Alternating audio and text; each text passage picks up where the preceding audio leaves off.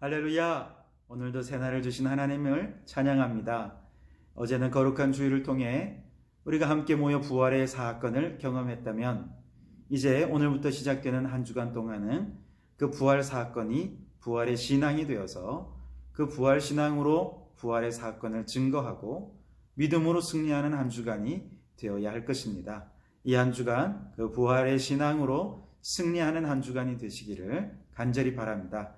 이 아침 우리에게 주시는 하나님의 말씀은 요한복음 20장 19절에서 23절 말씀입니다. 제가 봉독해 드리겠습니다. 이날 곧 안식 후 첫날 저녁 때에 제자들이 유대인들을 두려워하여 모인 곳에 문들을 닫았더니 예수께서 오사 가운데 서서 이르시되 너희에게 평강이 있을지어다. 이 말씀을 하시고 손과 옆구리를 보이시니 제자들이 주를 보고 기뻐하더라. 예수께서 또 이르시되 너희에게 평강이 있을지어다. 아버지께서 나를 보내신 것 같이 나도 너희를 보내노라. 이 말씀을 하시고 그들을 향하사 숨을 내쉬며 이르시되 성령을 받으라. 너희가 누구의 죄든지 사하면 사하여질 것이요 누구의 죄든지 그대로 두면 그대로 있으리라 하시니라. 아멘. 여러분, 예수님은 이 땅에 우리의 모든 죄를 구속하시기 위해 오셨죠. 그것을 구속사역이라 그렇게 얘기하는데요. 우리를 죄에서 구속하시기 위해 예수님은 십자가를 지셨습니다. 그 십자가 위에서 수고하고 무거운 짐진 우리의 모든 죄의 짐들을 대신 져주시고 우리의 죄를 사해 주심으로 우리를 죄에서 구속해 주셨습니다. 그리고 예수님은 무덤에서 일어나 3일 만에 부활하심으로 말미암아 죽은 영혼으로 저주와 고통 가운데 살아갔던 우리들의 영혼을 살려주시고 우리에게 영생을 선물로 부여해 주셨습니다. 예수님은 십자가와 부활로 우리의 죄를 사해 주시고 영생을 선물로 주시면서 예수님께서 이 땅 가운데 이루셔야 할 지상 사역을 완성하셨죠. 그래서 예수님께서는 그 십자가 위에서 다 이루었다 그렇게 말씀하지 않으셨습니까? 예수님의 사역은 여기서 끝이지만 그러나 한 가지 궁금한 것이 있습니다. 예수님께서는 왜 부활하신 이후에 곧바로 하늘로 승천하지 않고 40일 동안 제자들 사이에 함께 머물며 계셨던 것일까요? 사명을 완수해내셨으면, 완성하셨으면 이제 천국으로 올라가시면 되는 것 아니겠습니까? 그런데 왜 40일 동안을 그렇게 머물러 있으셨던 걸까요? 그동안 예수님은 무슨 일을 하셨던 것일까요? 아마도 지금 두려움에 떨고 있는 제자들을 위로하고 격려하시기 위한 의도가 있었을 것입니다. 그리고 또 하나는 예수님의 십자가와 부활의 의미를 제대로 깨닫지 못하기 때문에 그 의미가 무엇인지를 하나하나 일일이 설명해 주셨을 것입니다. 그리고 더 나아가서 예수님을 이어서 이 지상에서 구속의 사명을 완성해 가도록 제자들에게 그 사명이 있음을 깨닫게 해 주시는 역할도 주님께서 해 주셨을 것입니다. 그래서 예수님이 부활하신 이후 40일 동안 지상에 있으면서 먼저는 제자들을 위로하고 격려하셨고 두 번째는 십자가와 부활의 의미를 깨닫게 해주셨고 그리고 모든 제자들에게 예수님을 이어 감당해야 할 사명이 있음을 그 사명을 부여해 주시는 그런 일들을 행하신 것이죠. 자, 그런 의미에서 그런 것들을 생각하면서 오늘 성경 말씀을 보시면 제자들이 지금 굉장히 큰 신변의 위협을 당하고 있는 것을 우리가 보게 되는데요. 오늘 19절 말씀에 보시면 제자들이 유대인들을 두려워하여 모인 곳에 문들을 닫았다 그렇게 말씀하고 있죠. 예수님을 못 박아 죽인 유대 종교 지도자들과 로마의 병사들이 서로 한 마음이 되어서 지금 제자들을 잡아들이려고 하는 그런 음모를 꾸미고 있다 하는 또 소문이 그렇게 들려진 것이죠. 그래서 오늘 본문에서 너무 두려운 나머지 문들을 닫았다. 여기서 복수형을 쓰지 않습니까? 그러니까 집안에 있는 모든 문이란 문들은 다 걸어 잠근 것입니다. 또 막 2중 3중으로 걸어 잠근 것이죠. 그만큼 제자들은 큰 신변의 위협을 느끼고 있는 상황이었고, 이로 인해서 너무나도 두려워하고 불안해하는 그런 상황이었다는 것이죠.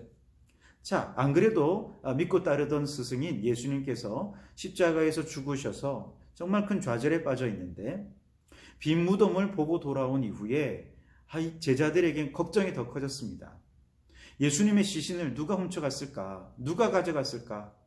만약에 로마 군병이나 유대 종교 지도자들이 그걸 몰래 훔쳐가 놓고 제자들에게 그들이 훔쳐갔다고 뒤집어 씌우면서 우리를 발본색원에서 찾아내서 죽이려 한다면 우리는 꼼짝없이 죽은 걸 거야. 아마 이런저런 시나리오를 생각하면서 정말 두려움에 빠져 있는 그런 상황이었을 것입니다.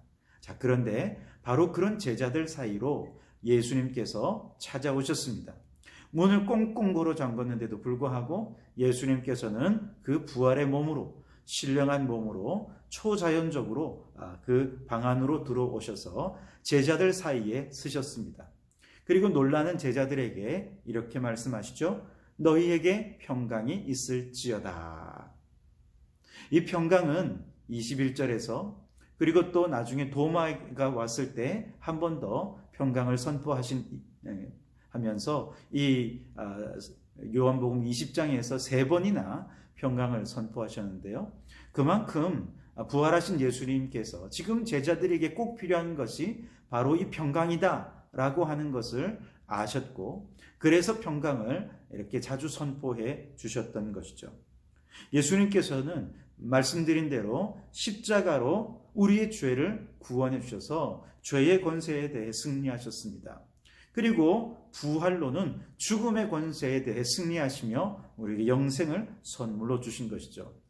예수님의 구속사역은 여기서 끝났지만 이제 우리가 이어서 감당해야 할 사역이 있습니다.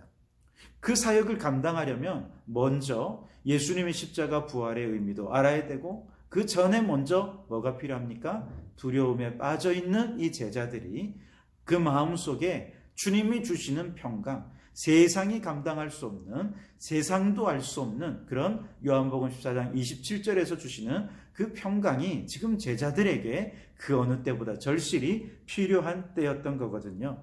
그래서 예수님께서 지금 그들에게 평강을 선포하시면서 제자들을 위로하고 격려해 주신 것입니다. 여러분, 오늘 여러분 안에 두려움이 있습니까? 염려와 걱정이 있으십니까? 부활하신 주님이 여러분에게 찾아오셔서 여러분 안에 있는 모든 두려움과 불안을 떨쳐내고 주님 주시는 평강을 선포해 주시기를 원합니다. 그래서 오늘 이 하루 주님 주시는 평강으로 승리하는 하루를 살아가시기를 주님의 이름으로 축원합니다. 자, 그런데 주님이 선포하신 이 평강에는 단순한 위로의 의미를 넘어서 그 이상 굉장히 중요한 구속사역과 관련된 굉장히 중요한 몇 가지 의미를 그 속에 담고 있습니다. 우선 첫 번째로는요, 하나님과 원수되었던 우리를 화목하게 하시고 화평하게 하셨다라는 의미가 평강이란 단어 속에 담겨져 있는데요. 평강이란 단어의 헬라어 원어는 에이레네라는 단어를 쓰는데, 바로 화평이라는 단어도 에이레네라는 단어가 있거든요. 그러니까 하나님과 원수된 상태에서는 결코 우리 안에는 평강이 있을 수가 없어요. 그런데 예수님께서 십자가 위에서 하나님과 죄인된 우리들을 화목하게 하시면서 비로소 우리 안에 정말 세상이 줄 수 없는 평강이 임하게 된 것입니다. 하나님과 화평을 이루게 된 것이죠. 에베소서 2장 14절에 그는 우리의 화평이신지라 둘로 하나를 만드사 원수된 것 그 중간에 막힌 담을 자기 육체로 허시고 그랬습니다. 골로새서 1장 20절에도 그의 십자가의 피로 화평을 이루사 에이레네를 이루사 만물 곧 땅에 있는 것들이나 하늘에 있는 것들이 그로 말미암아 자기와 화목하게 되기를 기뻐하심이라. 아멘. 여러분, 십자가로 하나님과 원수된 우리를 화목하게 하신 예수님께서 부활하셔서 그리고 제자들에게 오셔서 너희에게 평강이 있을지어다 그렇게 선포하십니다. 하나님과 화평을 이루어 화목함으로 주어지는 이 놀라운 평강이 오늘 우리 모두에게 있기를 바랍니다. 세상이 줄 수 없는 평안이죠. 이것은 감정적인 평강이 아니고 혹은 아무 문제 없고 아무 사건도 갈등도 없는 그런 평강이 아니라 하나님과 우리와의 관계가 회복되면서 그 관계 안에서 얻어지는 평강입니다. 여러분, 오늘 하나님과 화목하십시오. 하나님과 화평하십시오. 하나님의 관계 안에 머무십시오. 그래서 주님 안에 주시는 참 평강을 누리시는 우리 성도들이 되실 수 있길 바랍니다. 그리고 두 번째로 이 평강의 구속적인 의미는 성령의 사역과 관련이 된다는 것입니다. 오늘 19절에서 예수님께서 한번 평강이 있을지어다 말씀하셨고요. 21절에서도 평강이 있을지어다 라고 말씀하신 후에 22절에는 성령을 받으라 그렇게 말씀을 하셨습니다. 이건 무엇을 의미하냐 하면 이 평강은 누가 주시느냐? 성령께서 우리에게 주신다라는 것이죠. 예수님은 하나님과 우리 사이에 화평을 이루신 분이라고 한다면 성령님은 예수님께서 이루신 화평을 이제 우리 안에 우리의 내면 속으로 가지고 들어오시는 분이십니다. 그래서 성령께서 우리 안에 화평을 가져오실 때 우리 안에서 경험되는 것이 평강이라는 것이죠. 성령으로 말미암아 내 마음에 평강이 임할 때 에베소서 4장 3절에는 그 평안에 매는 줄로 성도들을 하나가 되게 해주신다고 말씀하십니다. 그렇죠. 내 안에 성령으로 마음의 평강이 찾아오면 누구와도 하나가 될 수 있지 않겠습니까? 뿐만 아니라 로마서 14장 17절에는 하나님의 나라는 오직 성령 안에 있는 의와 평강과 희락이라 그렇게 말씀하십니다. 평강이 어디에서 옵니까? 네, 하나님께서 성령으로 말미암아 우리에게 평강을 주실 때 하나님의 나라, 천국이 내 안에 이루어지게 된다고 말씀하시는 것이죠. 여러분, 주님 주시는 평강이 충만함으로 말미암아 여러분 안에 하나님의 나라가 이루어지게 되시기를 축원합니다. 세 번째, 이 평강은 구속적인 사명과 관련이 됩니다.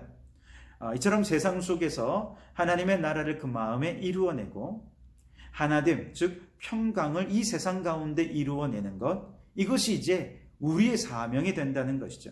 그래서 예수님께서 오늘 19절과 21절에서 말씀드린 대로 평강을 선포하신 다음에 21절 하반절에 보면 아버지께서 나를 보내신 것 같이 나도 너희를 보내노라 그렇게 말씀하지 않으셨습니까? 파송하셨다는 것은 직분을 주셔서 파송하시는 것이고 그리고 직분에 따른 사명을 주셔서 파송하시는 것이라 할 수 있습니다. 그래서 고린도 후서 5장 18절 말씀에 보면 예수님께서 우리에게 주신 직분이 뭐냐? 화목하게 하는 직분을 주셨다는 것이죠. 내 안에 하나님과의 화평을 이루고 그래서 평강이 이루어졌지, 성령으로 말미암아 평강이 내 안에 경험되었다면 이제 그 사람은 어떤 사람입니까? 화목하게 하는 직분을 가진 사람이고 그 직분을 따라서 화목하게 하는 자로서의 사명을 감당해야 한다는 것이죠. 이 사명을 감당하기 위해서 성령께서는 성령을 받은 우리에게 용서할 수 있는 마음을 주시는데 오늘 23절에 너희가 누구의 죄든지 사하면 사하여질 것이요 누구의 죄든지 그대로 두면 그대로 있으리라 하시니라. 아멘. 성령 충만함을 받아서 화목하게 하는 직분을 가진 사람은요 누구든지 죄를 용서해 줄 수 있는 넉넉한 마음을 갖게 된다는 것이죠. 우리가 용서하면 하나님께서 우리의 용서를 보고 우리도 용서해 주신 것입니다. 우리가 우리에게 죄 지은 자를 사하여 준 것 같이 우리의 죄를 사하여 주옵소서. 주기도문에서 주님께서 가르쳐 주신 그대로죠. 그래서 여러분, 우리에게는 이제 어떤 사명이 있습니까? 화목하게 하는 사명, 하나 되게 하는 사명, 그리고 용서하는 사명이 있다는 것이죠. 여러분, 하나님과 화목하지 못한 사람들에게, 불신자들에게 이 복음을 전합시다. 이 화목과 화평의 복음을 증거해서 예수님을 알지 못하는 자들이 다 하나님을 믿고 하나님과 원수가 되었던 그들이 다 하나가 되는, 그래서 그들의 마음속에도 평강이 찾아오게 하는 이 복음의 사명이 우리에게 있음을 깨달으시기 바랍니다. 그리고 더 나아가서 이 세상 갈등과 분열이 있는 모든 곳에 나아가서 하나됨을 이루기 위해 우리가 성령 충만함으로 헌신하며 나아갈 때 우리를 통해서 주님께서 이루시고자 했던 구원의 사역이 완성되어져 가게 될 줄 믿습니다. 오늘 부활하신 예수님께서 우리들에게도 찾아오셔서 너희에게 평강이 있을지어다 라고 선포하십니다. 이 평강은 인간의 감정과 무관합니다. 내 주변에 어떤 문제나 혹은 갈등이 없는 그런 상황과도 무관합니다. 우리 주변에는 모두가 문제가 투성이고 갈등으로 가득 차서 우리의 마음에 편할 날이 없다 하더라도 하나님과의 관계가 유지되고 있다면 우리는 이미 평강을 이룰 수 있습니다. 성령께서 오셔서 내 마음에 성령 충만하게 해 주신다면 내 안에 하나님의 나라를 이루게 되고 그 하나님의 나라를 가지고 이 세상으로 나아가서 우리는 어느 누구와도 하나가 될 수 있고 화목함을 이루는 화평의 사람으로 사명을 감당할 수 있게 될 것입니다. 그렇게 화평의 사명을 감당할 때 예수님께서 이루신 십자가 부활의 구속사역은 우리를 통해 완성되어질 줄 믿습니다. 예수님께서는 오늘 저와 여러분을 이 구속사역을 이어서 감당해서 구속사역을 완성해 가라고 우리를 불러주신 줄 믿습니다. 그러니 우리에게 있는 이 사명 잘 감당하도록 기도하면서 오늘도 그 사명에 충실한 주님의 동력자들이 되시기를 주님의 이름으로 축원합니다. 기도하시겠습니다. 하나님 감사합니다. 어제는 부활하신 주님을 만나며 부활의 사건 가운데 정말 은혜와 성령으로 충만한 날을 보내게 해주셨다가 이제 이렇게 새 한 주간을 시작하게 해주시니 감사합니다. 이제는 부활의 신앙으로 날마다 승리의 삶을 살아야 할 때인 줄 믿습니다. 주님, 바라옵고 원하옵나니 예수님께서 십자가와 부활로 이루신 그 예수님의 구속의 사명을 우리가 이어갈 수 있도록 도와주옵소서.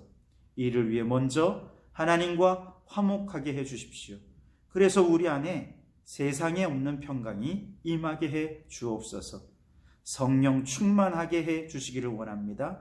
성령께서 우리 안에 가져오시는 그 평강이 임할 때 하나님의 나라가 우리 안에 이루어지게 되고 하나님의 나라가 이루어진 그 마음을 가지고 세상에 나아가 갈등이 있는 곳에 화목함을 이루는 직분의 사람이 되고 주님을 알지 못하는 자들, 그래서 평강이 없는 사람들에게 예수님의 복음을 전해서 그들도 우리처럼 평강을 누리게 하는 이 귀한 사명을 감당해 나아갈 수 있게 도와주옵소서.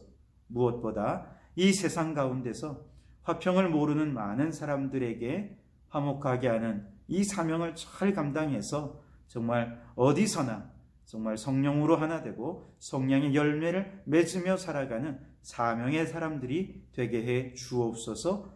예수님 이름으로 기도하옵나이다. 아멘.